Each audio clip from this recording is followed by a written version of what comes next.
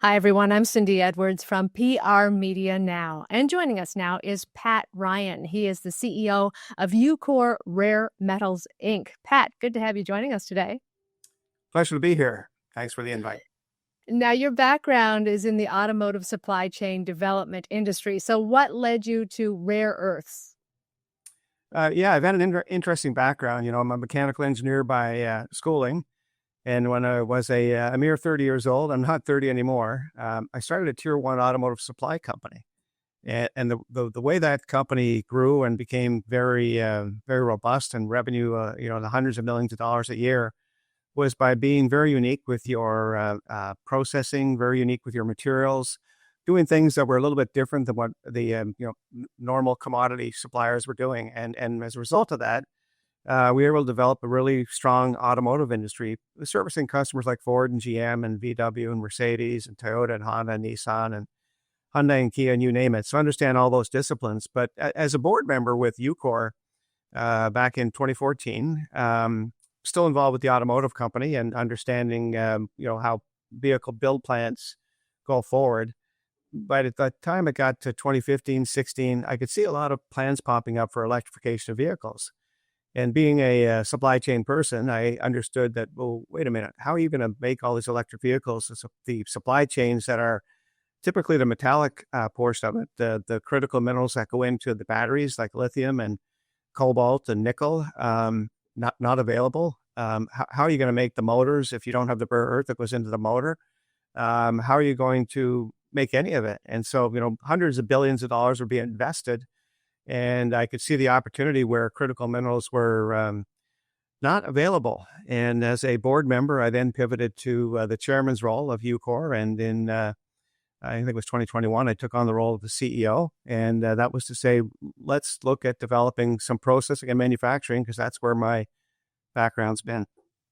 And you haven't looked back since. All right. Well, China has amassed a clear competitive advantage with decades of mining, processing, and downstream production control of permanent magnets. So where does Ucore believe the opportunity and advantage is in creating a Western supply? Yeah, that's a great question. When you look at the critical minerals that are currently controlled by China, 30 of the 50 critical minerals, those defined as critical, are controlled. They're controlled because they control the refining. And by that, I mean that you don't have to actually have the mined resource in country to control it. You have to have the refining and the processing in country. So when you look at rare earth, for example, China has maybe 65% of the actual rare earth reserves in country, and they have extraction to draw those minerals out and start to process them. But when it comes to refining, they control 95% of the refining. So if you control the refining, you control the industry. And that was sort of a eureka moment for Ucore back in 2018. We were developing a resource that we had in Alaska, and we realized, wait a minute, if we bring this mine to go mode, it's going to end up with concentrate that goes back to China because there's no place to refine it. And that's still the case today with heavy and light rare earth, heavy rare earth in particular. There's no refining of that heavy rare earth opportunity, and a heavy rare earth goes into a permanent magnet. And you mentioned permanent magnets. That is where most of the rare earth applications go. When you think of robotics, when you think of AI with computer stacks, when you think of semiconductors and how they're manufactured, it's all with permanent magnets. So those permanent magnets get used to drive motors inside EV vehicles. You have 2,000 tons of permanent magnets in a Haliade X wind turbine. You have 935 pounds of rare earth elements in an F-35 fighter jet. In fact, when it comes to permanent magnets and defense, you've probably got 80,000 components that are really dependent upon rare earth permanent magnets in order to supply defense. So you've got a lot of single points of failure, whether it's missile guidance or conveyance or communication systems. It all doesn't work without permanent magnets. That permanent magnet growth is quite substantial from now to the next decade. And what's needed to help make those permanent magnets are the rare earth oxides, or the seeds of technology, as the Japanese call them. And those seeds of technology are the refined elements, heavy and light. Words like, praseodymium and neodymium and terbium and dysprosium are the heavy ones, and they're needed and currently controlled by China. So that's where the opportunity is. I often liken it to the 1880s, Standard Oil, Rockefeller realized that the boom and bust of an oil field or opening up oil wells was often a very challenging environment, much the way opening up a mine today, which can take 10 plus years to open up. It's a hit or miss. You try to count on your mineralogy, you hope it works. Maybe it does, maybe it doesn't. But Rockefeller realized that the oil refinery is where the business was. The oil refining had stable margins. The oil refining allowed you to connect the oil fields with the downstream oil products. 21st century, flash forward, here we are. Critical metals, rare earth in particular, the refining of that rare earth is very much like a Rockefeller situation. So that's where Ucore's focused.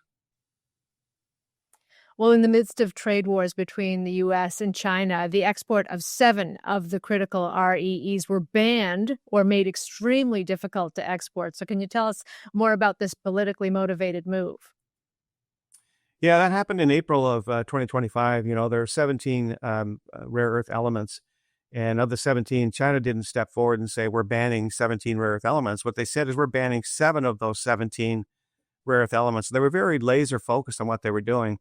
They took heavy rare earth like dysprosium and terbium, where it's 99.9% controlled by China. They said, we're going to ban those two because you can't make a permanent magnet outside of China if you don't have that heavy rare earth. So we'll ban it. We'll make it not available.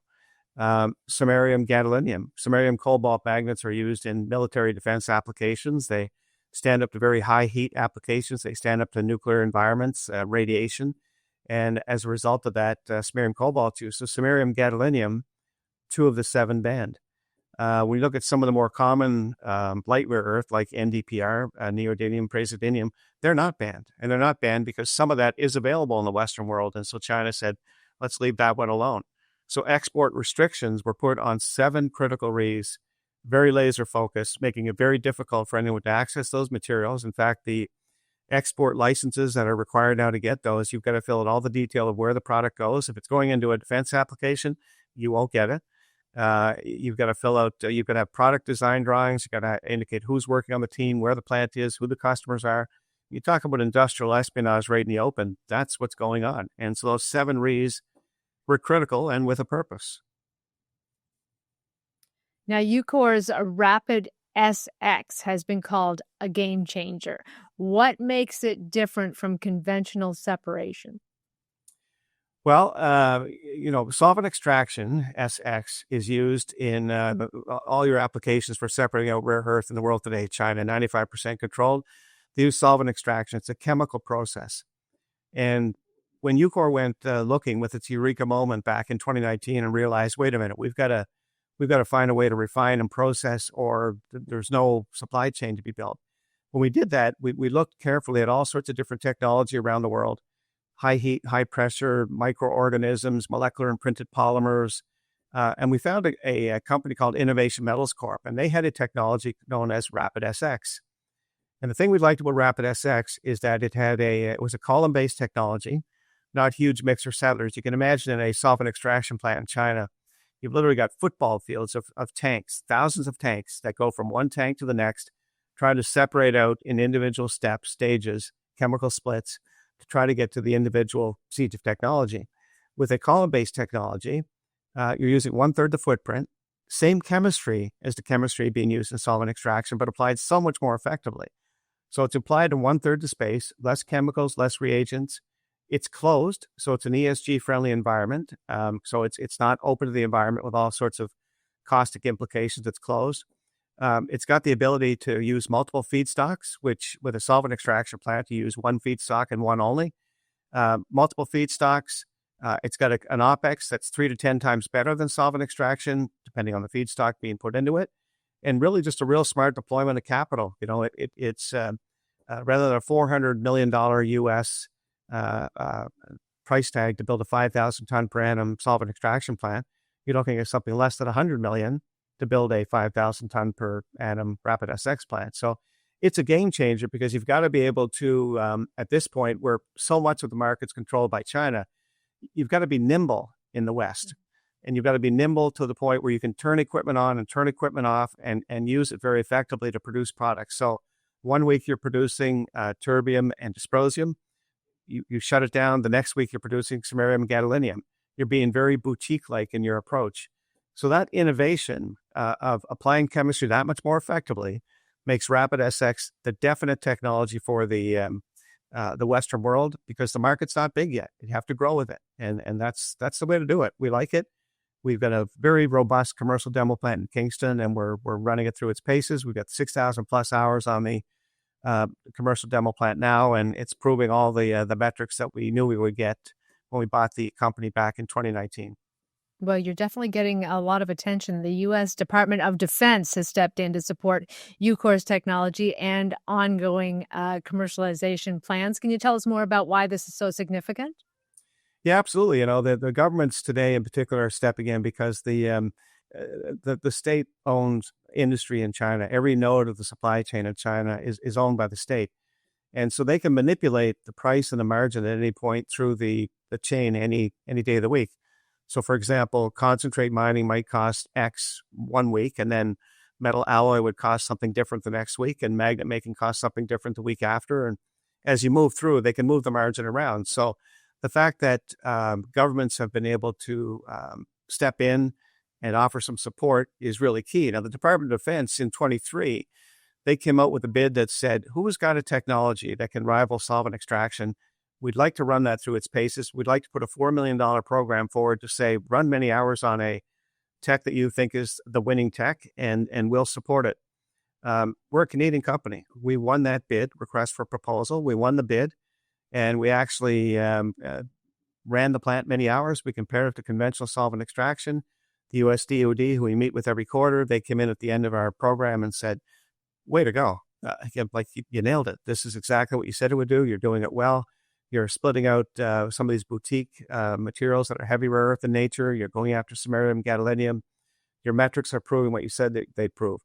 And so they then stepped up. It's an OTA, other transaction agreement, said, you know what?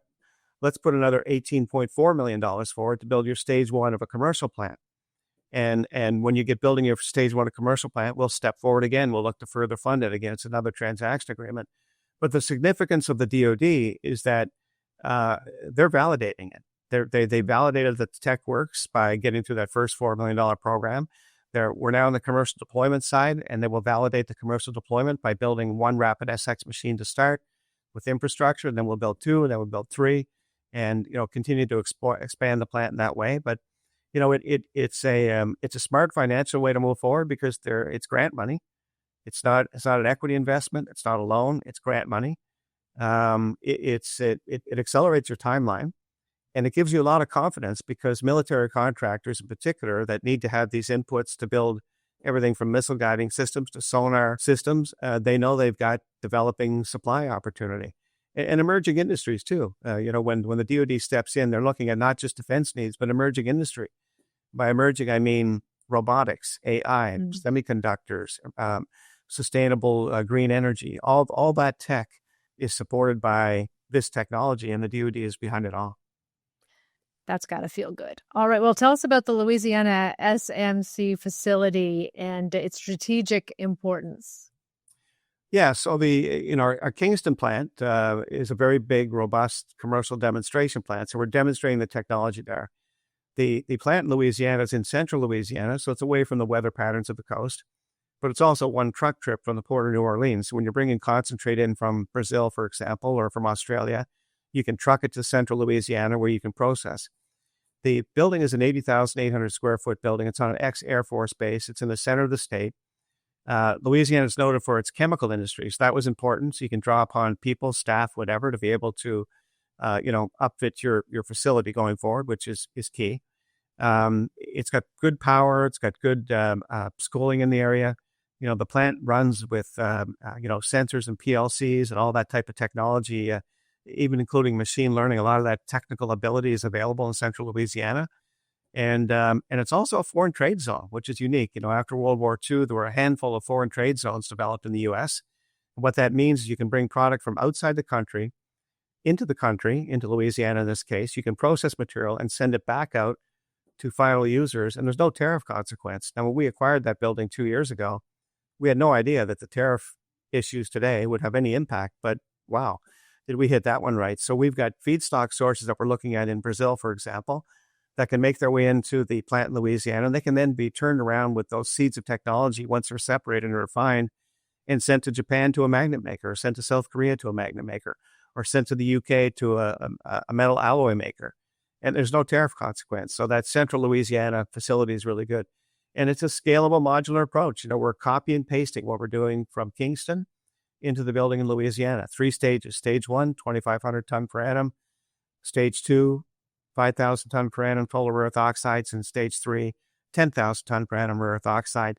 Again, scalable modular technology. So it's like Lego blocks. We're building this thing out. We're creating customers, generating revenue, building our plant as we go. Very smart, great location, good people. Now, you mentioned feedstocks earlier. It's the key to your business plan. Can you tell us more about important sources and a recently announced 10-year LOI with Critical Metals Tanbreeze project? What does this mean for Ucore? Yeah, feedstock is key, obviously, because you can't refine anything unless you have the feedstock. And there are a number of up-and-coming mines around the world. They're at different levels of preparedness. So, some are ready to go by 28, some 29, some 30. But the ones we're focused on, 3 in particular, are ready by mid-26, because our Louisiana plant is looking to be commissioned and get started by mid-2026. So that's less than a year away. Feedstock that we have planned for that, we're looking at Brazil very closely. We've got a couple of projects there, but one in particular that we're focused on, Australia, as well as the Far East. Not China, of course, but the Far East, where we've got opportunities to bring feedstock into Louisiana. The Tanbreeze situation, which was just announced recently, that's an interesting deposit. It's in Greenland. And when you think of the DoD and you think of the U.S. administration and the way the pieces fit together, there's a definite attraction to Greenland, for one. And the Tanbreeze deposit happens to be very rich in heavy rare earth. So we thought, if we can cut a deal with Tanbreeze, Greenland, tying it into DoD and U.S.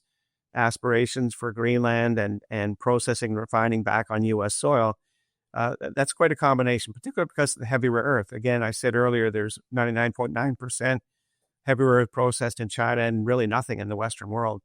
So you've got to have the input. So Tanbreeze becomes that important input for heavy rare earth. And it's a long-term 10-year agreement. We're looking to develop the hydromet procedure, which means it's got to be prepared for processing, refining in Louisiana, and we're working on that and looking forward to that long-term relationship. Now, for investors, what key milestones should they be looking for over the next 12 months? The next 12 months, I mentioned feedstock, so we've got a number of definitive feedstock arrangements that are being worked on, 3 in particular. So you'll see some detail on definitive feedstock. But more importantly, the customers. You've got to think about the offtake customers that are now getting the product, and there are several that we're pursuing. We're trying to keep the wheel pretty rounded. So we've got some permanent magnet manufacturers, as you can imagine. We've got defense contractors that are interested in what we're doing because they have to have their inputs for Army applications, Navy applications, Air Force applications. So that's certainly part of it. Consumer electronics, where they too need these rare earth inputs. And we've got one in particular that wants a lot of our input from the plant in Louisiana, as well as electrification, vehicle electrification. And my background being automotive, we're in direct conversations with some of those companies and understanding what their needs are going forward. So you'll hear about some of that offtake news. You'll hear about the feedstock news. You'll hear about further developments from the government of Canada. So not just the expansion of the DoD program with the U.S., but the government of Canada. They too are looking at what we're doing. Going, there's a Canadian company being funded by U.S. dollars now, but hey, let's get behind it and see if we can play our part as well, in particular from a NATO standpoint. When you look at NATO and the critical minerals that are needed for defense, what if Canada could actually make further investments in Ucore that allow us to produce, for example, samarium? And with that, Canada plays their role in supporting NATO. Those are smart pieces of political activity in this geopolitically charged world that will work to our favor, and look for that type of news as well as the build out of Louisiana. We've got site work going on there now. We've got environmental baselines and engineering baselines being put together. We've got air permits being qualified, and it's not a 10-year mine life. You can have a refining plant up and running and qualified in a matter of 2 years. And we started this program of engineering 2 years ago. So you'll hear about the deployment and the copy and paste of our technology into that Louisiana facility as we go to the original ribbon cutting. And that ribbon cutting will probably had the same people that came in for the groundbreaking. We had people from Mike Johnson's office, Speaker of the House. We had people from Senator Cassidy's office, people from DOD that were there to talk about the ecosystem in central Louisiana. And you hear more about that as we progress to this, again, ribbon cutting and stage 1 launch in Louisiana. Well, it certainly sounds like you have found your calling, sir. Pat Ryan, CEO of Ucore, thank you very much for joining us today. Thank you. That was great. Appreciate it. And of course, you can go to ucore.com for more information. Have a great day, everyone. We'll see you again next time. Bye-bye.